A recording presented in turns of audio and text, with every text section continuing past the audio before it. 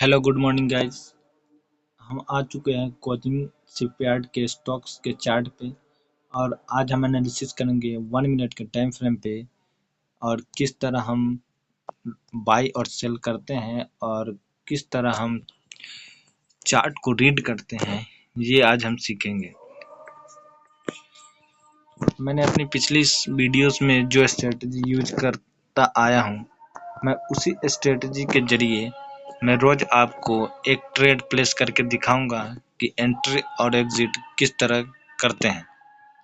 ठीक है, तो यहाँ पे अभी हम आ चुके हैं अपने चार्ट पे और यहाँ पे सपोर्ट और रेजिस्टेंस ड्रॉ करेंगे। तो अभी हमारे पास कोई एरिया आपको नहीं देखने को मिलेगा। यहाँ पे पीछे अगर जाएंगे प्रीवियस, तो आपको यहाँ तक कोई अभी देखने को नहीं मिल रहा है। इसलिए हम बड़े टाइम फ्रेम पे थोड़ा जाते हैं, 15 मिनट के टाइम फ्रेम पे, और देखने की कोशिश करते हैं कि क्या यहाँ हमारे पास कोई लेवल है। आप देख सकते हैं कि दूर दूर तक अभी हमारे पास कोई लेवल्स नहीं मिल रहे। ओके, तो यहाँ पे किस तरह हम चार्ट को ड्रॉ करेंगे और किस तरह हम यहाँ पे रेजिस्टेंस लगाएंगे, इसको समझते हैं। आप यहाँ पे देख रहे होंगे कि यहाँ से और यहाँ तक का जो मूव है बाइंग साइड की, इसी को यहाँ से यहाँ तक लगाएंगे। ठीक है, और इस तरह हम यहाँ पे एक रेजिस्टेंस ड्रॉ करेंगे। ठीक है, अब यहाँ पे देख सकते हैं कि आपके पास मार्केट यही एरिया से एग्जैक्ट यहाँ देख सकते हैं यहीं से गिर रही है। अब यहाँ से कितना गिर सकती है, इसको कैसे समझेंगे। अब देख सकते हैं कि मार्केट यहाँ पे गैप अप खुला है, तो हम इस गैप अप को फिलहाल इस तरह से एक एरिया मानकर चलेंगे और इस एरिया पे मार्केट के दोबारा आती है या नहीं, इसको समझने की कोशिश करेंगे और इसी को अपना सपोर्ट मान के चलेंगे। ठीक, तो आप देख सकते हैं मैंने यहाँ पे एक एरिया बना दिया है, लेकिन अगर आप इसको फिर से अगर मॉडिफाई करेंगे, अपडेट करेंगे, तो इस तरह हम इसको अपडेट कर सकते हैं कि यहाँ से मार्केट गिरी है, तो इसको हम फिलहाल हमारा ये रेजिस्टेंस रहेगा और यहाँ नीचे ये सपोर्ट रहेगा। तो जब हमारे एरिया पे मार्केट आएगी तभी हम किसी भी साइड में पोजीशन लगाने के लिए देखेंगे। अब यहाँ पे एनालिसिस करते हैं और देखते हैं कि RSI कहाँ पे है। अगर RSI देखेंगे आप, तो आप देखेंगे कि ओवरबॉट से रिजेक्शन लेके नीचे आ रही है और यहाँ पर कोई ट्रेंड लाइन बनता हुआ हमारे पास नहीं दिख रहा है। ठीक है, अब इसको हम वेट करेंगे कि या तो ये अपसाइड में अपने रेजिस्टेंस से रिजेक्शन फेस करके डाउन साइड में आए, या यहाँ से और नीचे जाकर अपने गैप अप को फिल करके और अपने एरिया से अप साइड में जाए। फिलहाल हमारे पास एरिया जो है वो एक सेंट्रल एरिया की तरह है, या आप टॉप पे कह सकते हैं। तो जब मार्केट लेवल पे आती है और जब हमें ऐसा कुछ दिखाती है जहाँ से हम बाइंग साइड में या सेल साइड में कोई अपॉर्चुनिटी मिलती है, तब हम देखेंगे कि वहाँ पे क्या क्या एविडेंस है हमारे पास। ठीक है, फिलहाल अभी हम देखते हैं। अभी आप यहाँ देखेंगे तो हमारे पास एक curve line resistance trend line यहाँ पे बनता हुआ दिख रहा है। इस तरह से आप इसको लगा सकते हैं, जहाँ पे कम से कम 3 पॉइंट यहाँ पे मिलता हुआ नजर आना चाहिए। बॉडी से बॉडी हम इसको लगाएंगे।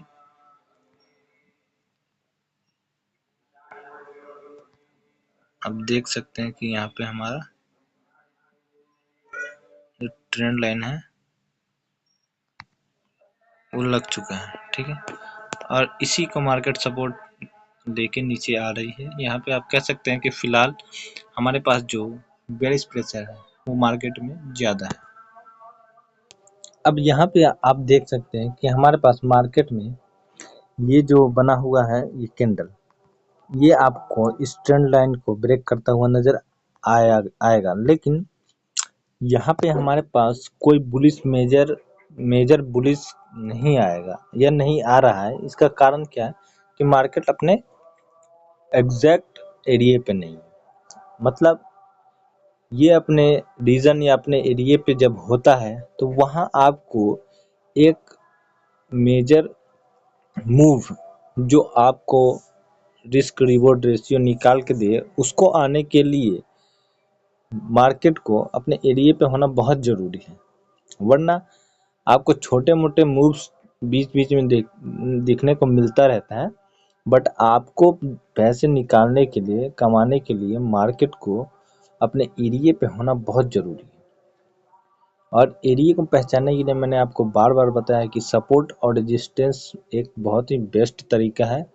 बेशक ये पुराना है या जो भी है, ये एरिया बहुत मजबूत होता है और ये स्ट्रेटजी भी बहुत सही है। आप इसी को सिंपल तरीके से समझकर आप पैसे बना सकते हैं। आपको ज़्यादा चीज़ें सीखने की ज़रूरत नहीं है। अगर आप support, resistance, trend line, breakout, candlesticks, chart patterns, candles behaviour, ये सब समझ लेते हैं, समझने के बाद अगर आप उसमें उसको टाइम देते हैं समझने के लिए, 1 सप्ताह या 1 महीने भी काफ़ी है, लेकिन उसको बार बार बनते हुए देखना, उसका एक्सपीरियंस लेना, वो आपको एक समय से आएगा। आपको समझ लेने से सब कुछ नहीं आ जाएगा। आप समझ चुके हैं, ठीक है, बट आपको उसे लाइव बनते हुए देखना, लाइव में उसको समझना, ये इम्पोर्टेंट होता है। तो इसके लिए आपको मार्केट में टाइम देना पड़ेगा, चीज़ें समझने के बाद भी। ये नहीं कि आपने चीज़ें सीख ली और कल से प्रॉफिट चालू। इसके लिए आपको मार्केट में टाइम देना पड़ेगा, स्ट्रक्चर्स बनती हुई दिखेंगी, तब आपके माइंड में किस तरह से आप उसको मैनेज करते हैं, ये बहुत इम्पोर्टेंट है। तो सीखने के बाद आप मार्केट में 1 साल, 1.5 साल, ये 6 महीने मिनिमम तो आपको देने ही पड़ेंगे, तभी जाके आप एक्सपीरियंस एक होगा आपके पास। तो एक्सपीरियंस होगा तभी आप बना पाएंगे पैसे, या आपका माइंड जो है वो संतुलन में रहेगा।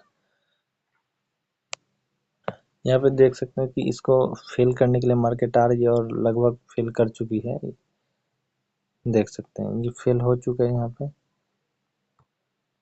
अब इसका फेल होने का कारण क्या है? वैसे तो इस कैंडल को देखेंगे तो ये एक मेजर बुलिश कैंडल है, डोजी के साथ एक मारूबुजू कैंडल, वो ग्रीन तगड़ी वाली, लेकिन फेल होगी। फेल होने का कारण है कि ये एरिया पे नहीं है, और ये एरिया पे नहीं है इससे भी मतलब नहीं है।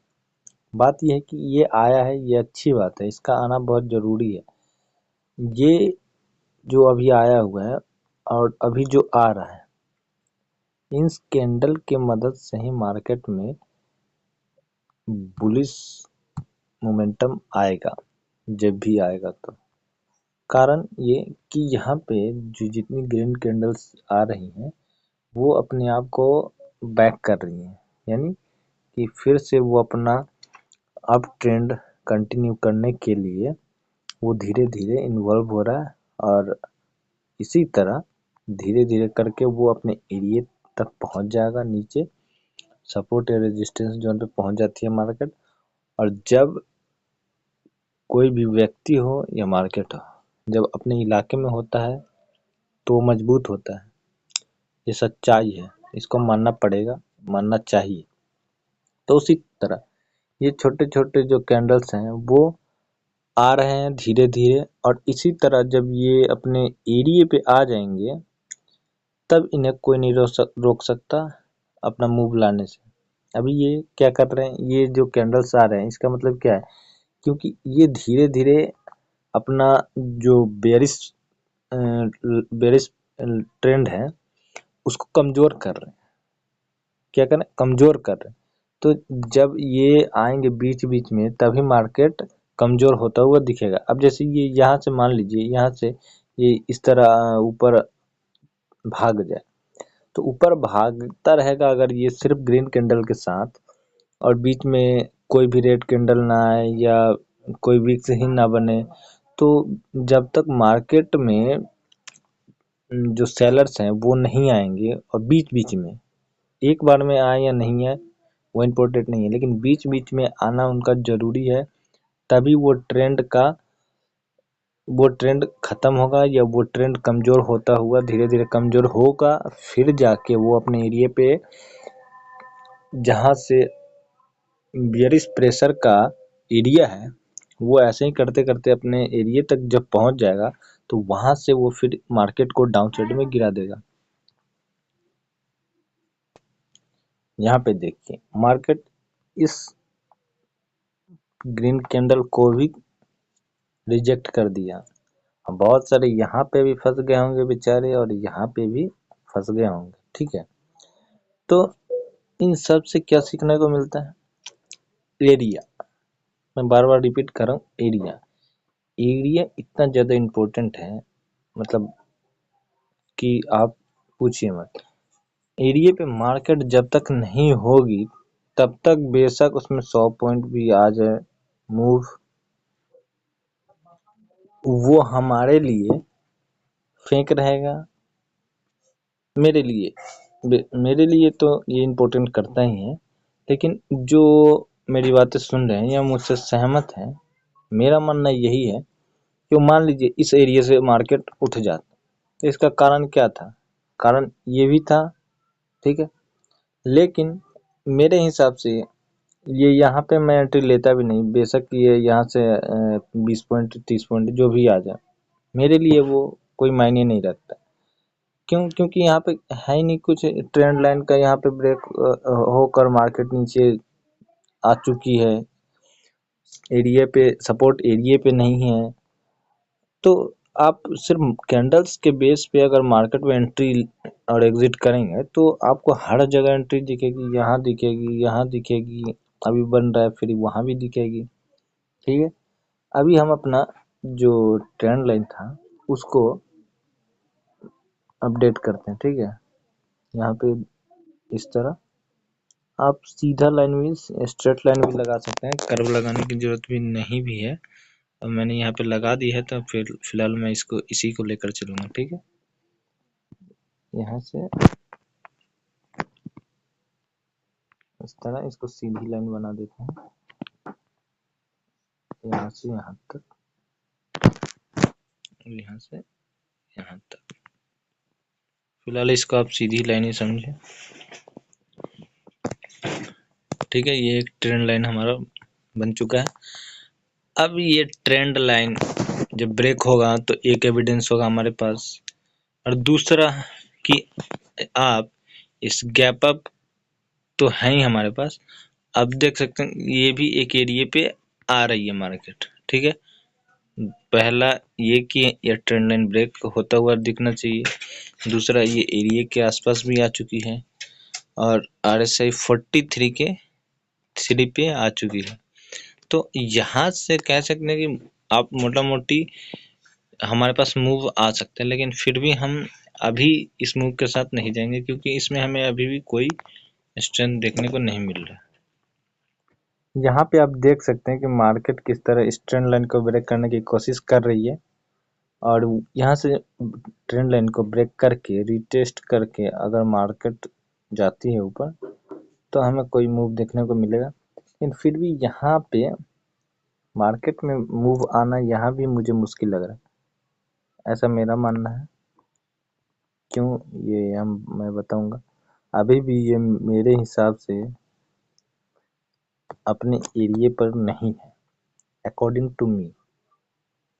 ठीक है, मेरे हिसाब से अभी भी ये मेजर एरिया पे, एग्जैक्ट एरिया पे नहीं है। मुझे मार्केट कम से कम यहाँ आता हुआ दिखना चाहिए, या इस गैप अप को जो मैंने ड्रॉ करा था इसके अंदर आता हुआ दिखना चाहिए, तभी मैं यहाँ पे कुछ प्लान कर सकता हूँ या करूँगा, अदरवाइज नेवर। यहाँ पे एक और एविडेंस मैं आपको दिखा रहा हूँ कि सॉरी यहाँ पे हमारे पास यहाँ से लेकर यहाँ तक का एक बियरिंग साइड मूव है, ठीक है। और इसको हम यहाँ से यहाँ लगाते हैं तो आप यहाँ पे देखेंगे कि एग्जैक्ट मार्केट 50% यहाँ पे आई हुई है और रिटेस्ट भी दे रही है। तो यहाँ पे इस रिटेस्ट